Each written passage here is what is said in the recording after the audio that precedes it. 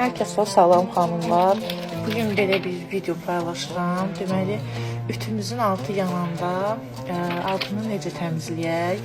Ən çox bu isti paltarlar, yun paltarları ütüləyəndə baş verir. Anidən yanır, yapışır. Əminəm ki, mənim kimi çox adam bunun çarəsini axtarır. Necə təmizləmək olar? Çoxu qap setkası ilə, məsələn, keramik ütünü qaşıyır, o zədələnir artıq. Əvvəlkindən də bətər yapışdırır. Ona görə belə bir çarə tapdım.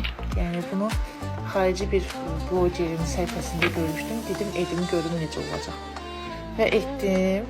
Deməli, bu nədir? Bildiyiniz Paristamol qızdırma üçün olan, soğudurma üçün olan dərman. Bundan götürürük 3 ya 4 ədəd.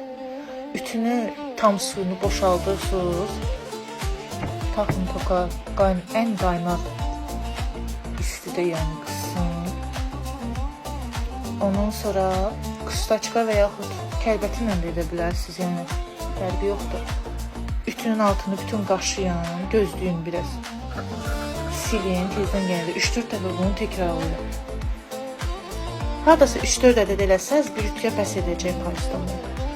Və nəticəni özünüz görəcəksiniz. Mən etdim. Yəni, baxın, göz qabağındadır. Altı tərtəmiz oldu.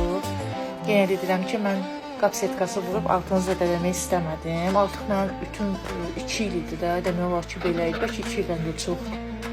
Tezə ütüydü, amma istəmirdim də zədələnsin. Ona görə belə bir çarə tapdım. Dedim, mənə kömək elədi. Sizə də inşallah kömək eləyər. Sağ olun.